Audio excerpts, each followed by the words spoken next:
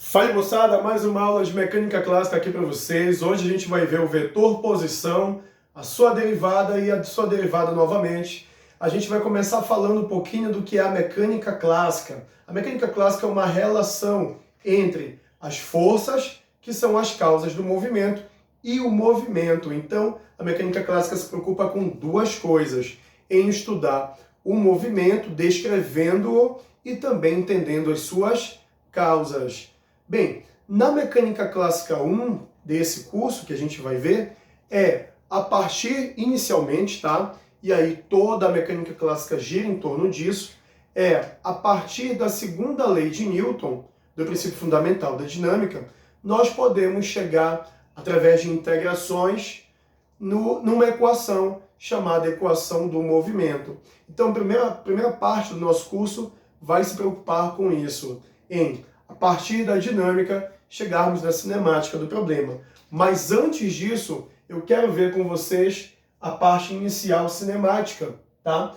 Bem, para a gente começar a falar de movimento, a gente precisa localizar uma partícula, um móvel, no espaço tridimensional, certo? Por exemplo, esse pincel vermelho aqui, ele ocupa determinadas coordenadas no espaço tridimensional. Ele está a uma certa distância da parede da direita, da parede de trás e a uma certa altura do solo. Então, para localizar esse pincel, eu posso traçar um vetor chamado de vetor posição. O que o vetor posição faz? Algo muito importante: localiza o móvel no seu trajeto, no seu movimento, ok? Então, o vetor posição, eu vou ler aqui que em cada ponto do espaço tridimensional pode ser associado a um vetor. E esse vetor é chamado de vetor posição, que a gente vai estudar aqui. Mas esse vetor posição, ele pode ser descrito em diversas coordenadas: polares, esféricas, cilíndricas, e a primeira que a gente começa a estudar, claro e evidente, são as coordenadas retangulares. Essa que a gente já está mais adaptado desde o começo: eixo X, Y e Z. Esses três eixos aí, tá? Bem, o que eu posso falar sobre esses três eixos? Eles são ortogonais, ou seja, fazem 90 graus entre si. Então, eu tenho o eixo X, representado pelo vetor unitário X chapéu. Eu tenho o eixo Y, representado pelo vetor unitário Y chapéu. E eu tenho também o eixo Z, representado pelo vetor unitário Z chapéu. Unitário porque cada um deles é a unidade. E a partir dessas direções definidas inicialmente por cada um deles, é que nós vamos obter o vetor posição, né? A partir dessa unidade de cada um deles. O que a gente tem que frisar aqui? Que X chapéu, Y chapéu e Z chapéu, todos eles são perpendiculares entre si. Perpendiculares entre si. Ok?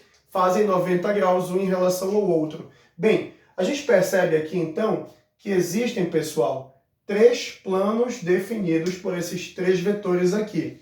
O plano aqui embaixo, o plano XY. Existe também o plano Z e Y. E também existe o plano aqui XZ. Então existem três planos nesses vetores unitários aqui. O ponto de encontro desses três planos, XY, YZ e ZX, o ponto de encontro entre esses três planos sempre vai ser o ponto P, que vai definir para a gente o chamado vetor posição. O que isso significa então, gente? Que nesse ponto P aqui, ele é a interseção, o encontro de três planos que se encontram exatamente no ponto P, certo? Mais uma coisa, outra coisa, vamos voltar aqui também. Esse X chapéu, muitos livros também definem como Y chapéu. Esse Z chapéu, muitos livros definem também como J chapéu. E o Z chapéu como K chapéu. Depende aí, né, de qual livro você vai ver, depende de qual objetivo. Se for para o lado da engenharia, você vai ter Y J e K. Se for para o lado da física, você vai ter X, Y e Z, mas você tem que entender isso como uma forma generalizada de expressar os vetores unitários. Bem, uma outra forma também é possível ser enunciada aqui. Alguns livros também chamam assim, ó, que na verdade é a forma generalizada. Vetor unitário E1, chapéu, E2, chapéu, e E3, chapéu. Isso é a generalização, na verdade, de cada vetor unitário perpendicular entre si, tá bom? Agora, retornando então para esse ponto aqui, nós temos que esse ponto ele é o encontro de três planos, tá? É a interseção, e a partir dele, até a origem de cada vetor unitário, nós teremos o nosso vetor posição, certo? Nós temos aqui o eixo X, o eixo Y, onde tem esse plano formado entre os dois.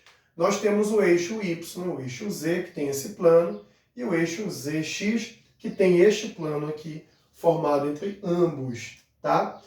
Bem, o que é esse ponto médio, então? Gente, esse ponto, vetor posição, ele vai ser a medida de x unidades de distância da origem até o eixo x aqui, ó. Tem um valor x aqui, que esse ponto está localizado lá no eixo x, na direção unitária x. Eu vou ter também um valor y, o qual este ponto estará localizado no eixo y. Y na direção y, e terei também um valor z localizado no eixo z, que vai medir a distância entre a origem deste eixo até o ponto em que está localizado aqui o vetor nesse eixo z, certo? Então nós temos aqui a forma generalizada do vetor posição como sendo x unidades na direção x, mais y unidades na direção y e mais z unidades na direção z. Bem, o formato é esse aqui, pessoal. O que significa isso, né? É que esse ponto ele tem uma sombra lá no plano XY, que vai marcar esse valor de x e, respectivamente, esse valor de y. E eu também tenho que traçar o seu respectivo valor lá para o lado z. Agora está um pouquinho estranho isso aqui, porque o z, né, ele está numa diagonal, ele está subindo. Por que que não é na horizontal exatamente aqui, desse modo, pessoal? Por que que não é dessa forma aqui? Porque quando você fala no espaço tridimensional, você tem que retangular, você tem que pensar em figuras retangulares.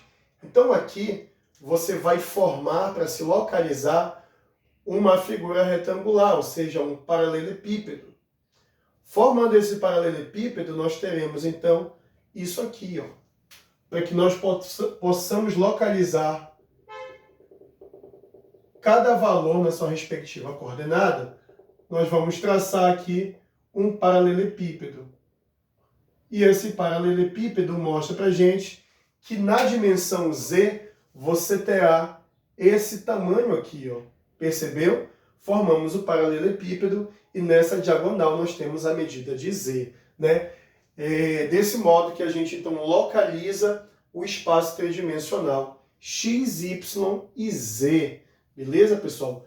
Pensando isso aqui como um espaço tridimensional. Lembrando também que cada distância dessa, x, y, z, é um múltiplo dos vetores unitários x, chapéu, y, chapéu e z, chapéu, todos ortogonais entre si. Tá bom, pessoal?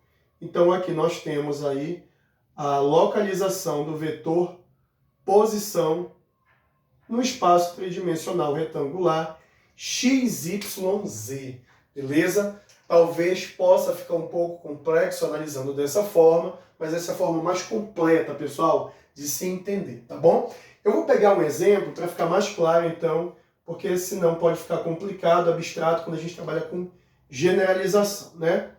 Então eu tenho esse vetor bem aqui, ó. Esse vetor é o vetor que tem 4 unidades aqui na direção x. É o vetor que tem 2 unidades na direção y, tá? E é o vetor que tem 3 unidades na direção z. Bem, e aí eu vou perguntar uma coisa. Qual o tamanho realmente deste vetor?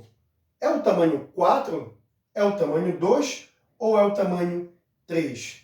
Para definir o tamanho desse vetor, eu preciso calcular o seu módulo. Calculando o seu módulo, eu vou definir o tamanho desse vetor. Então, ó, pessoal, para definir o tamanho dele, eu preciso calcular o módulo do vetor. Então, vamos lá calculando esse módulo do vetor aqui. Perceba que existe uma geometria aí de triângulos retângulos. Eu vou calcular aqui 2 vezes o teorema de Pitágoras e vou obter uma relação finalmente entre x, entre r, que é o vetor, x, y e z. Pessoal, então pense num triângulo retângulo. Pense em aplicar o teorema de Pitágoras tridimensionalmente. Então, para calcular o teorema de Pitágoras tridimensionalmente, se fosse apenas x e y as direções, você pararia aqui. Porém, são 3 dimensões. Então, eu preciso adicionar essa terceira dimensão aqui nesse teorema de Pitágoras. Então, desse modo, eu vou calcular o módulo do vetor posição, tá? Tenho que passar a raiz quadrada, e aí, finalmente, eu terei a expressão que representa o módulo do vetor posição. Pegando este exemplo bem aqui, 4x chapéu, 2x, 2y chapéu e 3z chapéu, calculando o módulo dele, gente, nós teremos o seguinte, ó. Raiz quadrada de 4 ao quadrado mais 2 ao quadrado mais 3 ao quadrado. E aí a gente vai ter justamente o tamanho desse vetor posição aqui. Seu tamanho absoluto. E não as suas coordenadas em relação a cada eixo. Tem uma diferença aqui. Uma coisa são as coordenadas de localização dele em relação a cada um desses eixos. E outra coisa é o seu tamanho, seu valor absoluto, que é dado por esse módulo aqui, ó, né? Do quadrado da soma dos quadrados das componentes. Aqui eu tenho, então, 16 mais 9, né, 25, mais 4, raiz quadrada de 29. Esse, então, é o módulo do nosso vetor que nós pegamos aqui como exemplo, certo? Eu vou pegar esse mesmo vetor aqui e também vou expressá-lo de outra forma. É possível expressar esse vetor assim também, tá, gente? 4,2,3. E entendemos aqui que são 4 unidades na direção x, 2 unidades na direção y e 3 unidades na direção z, certo?